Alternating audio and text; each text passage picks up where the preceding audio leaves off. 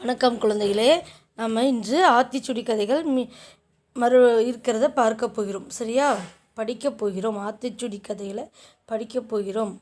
ஒரு குளத்தில் நிறைய மீன்கள் இருந்தன. மீன் குஞ்சு ஒன்று அதன் அம்மாவுடன் இரை தேட சென்றது. பாருங்க, குளத்தில் மீன், எப்பயுமே குளத்தில் மீன்கள் இருக்கும். அதனோட குஞ்சு மீன் என்ன பண்ணுது? அம்மாவோட இரை தேட செல்கிறது. ஒரு குளத்தில் நிறைய மீன்கள் இருந்தன. மீன் குஞ்சு ஒன்று அதன் அம்மாவுடன் இரை தேட சென்றது. அப்பொழுது பெரிய புழு ஒன்றை கண்டது.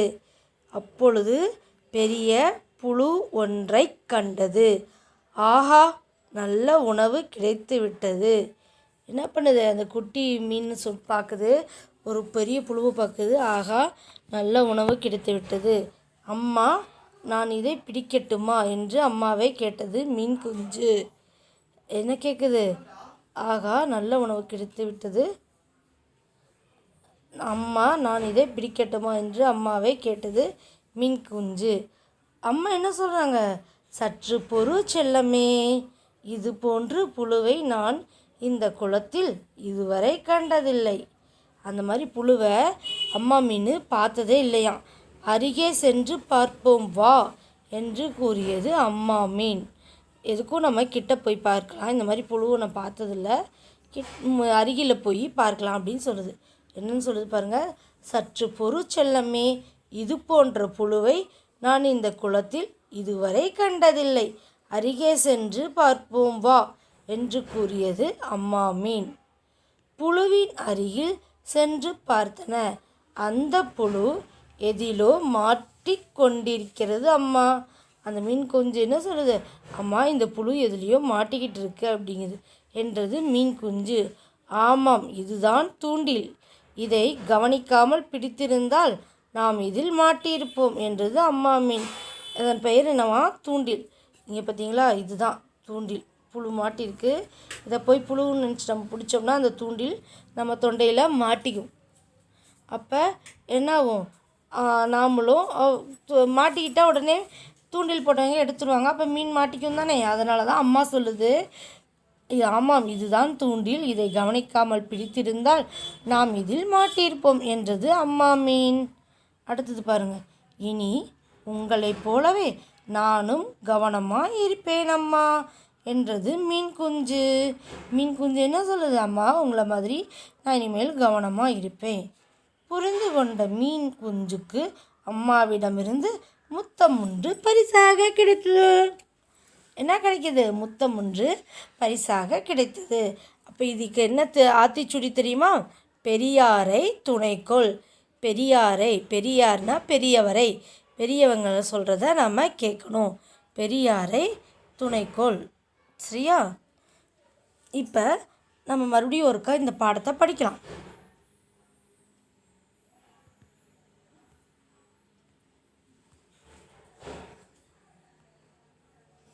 படிக்கலாமா? ஒரு குளத்தில் நிறைய மீன்கள் இருந்தன. மீன் குஞ்சு ஒன்று அதன் அம்மாவுடன் இரை தேட சென்றது. அப்போது பெரிய புழு ஒன்றை கண்டது. ஆஹா, நல்ல உணவு கிடைத்துவிட்டது. அம்மா, நான் இதை பிடிக்கட்டுமா என்று அம்மாவை கேட்டது மீன் குஞ்சு. சற்று பொறு செல்லமே, இது போன்ற புழுவை நான் இந்த குளத்தில் இதுவரை கண்டதில்லை. அருகே சென்று பார்ப்போம் வா என்று கூறியது அம்மா மீன். புழுவின் அருகில் சென்று பார்த்தன. அந்த புழு எதிலோ மாட்டிக்கொண்டிருக்கிறது.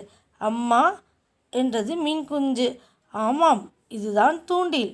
இதை கவனிக்காமல் பிடித்திருந்தால் நாம் இதில் மாட்டியிருப்போம் என்றது அம்மா மீன்.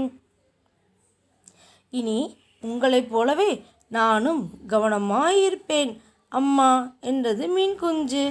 புரிந்து கொண்ட மீன் குஞ்சுக்கு அம்மாவிடமிருந்து முத்தம் ஒன்று பரிசாக கிடைத்தது. பெரியாரை துணைக்கொள். சரி, இப்போ உங்களுக்கு நோட்டில் எழுதுறதுக்கு கடின சொற்களை கொடுக்குறேன். நோட்டில் எழுதும் பொழுது நிறையா குழந்தைங்க இன்னும் எழுத்து வரிசை தொடர்ந்து எழுதணுங்கிறத மறந்துடுறீங்க. நம்ம 1ஆம் வகுப்பு படிக்கும் பொழுது தொடர்ந்து எழுத்து வரிசை எழுதிட்டு தானே வந்தோம். அதே போல் தான் இப்போவும் நீங்கள் எழுதணும். எழுத்து வரிசை எழுதி தான் நீங்கள் கொடுக்குற வீட்டு பாடத்தை செய்யணும். சரியா? கடின சொற்கள்: கு லா இம் குளம், கு லா இம் குளம். மீன் மீன் கு இஞ்சு குஞ்சு, மீன் குஞ்சு. மீன் மீன் கு இஞ்சு குஞ்சு, மீன் குஞ்சு. இரை இரை, இரை இரை. ந இல்ல நல்ல, உணவு உணவு, நல்ல உணவு. சே இல் வாயும் செல்வம், சே இல் வாயும் செல்வம். தூ இண்டியில் தூண்டில், மூ இத்தாயும் முத்தம். க வ ந இம் கவனம், க வ ந இம் கவனம். பரிசு பரிசு. புழு புழு. நீங்கள் என்ன பண்ணணும்? தேதி எழுதுறீங்க, கிழமை எழுதுறீங்க, எழுத்து வரிசை எழுதுறீங்க, 3 வரிக்குள்ளே எழுத்து வரிசை எழுதுறீங்க. அதுக்கப்புறம் இந்த 10 சொற்களையும் இப்போ மார்ஜின் பக்கக்கோட்டை ஒட்டி எழுதுறீங்க. அதுக்கப்புறம் சென்டராக ஒரு கோடு போட்டு இந்த 10 சொற்களை பார்த்து அதுலேயும் 2 பக்கம் அடுத்த அது இதில் சென்டராக கோடு போடுறீங்களா, அதுக்கு பக்கத்தில் எழுதணும். சரியா? ஒரு கடின சொற்களை 2 முறை எழுதியிருக்கணும். இதை சரியா குழந்தைகளே? நன்றி.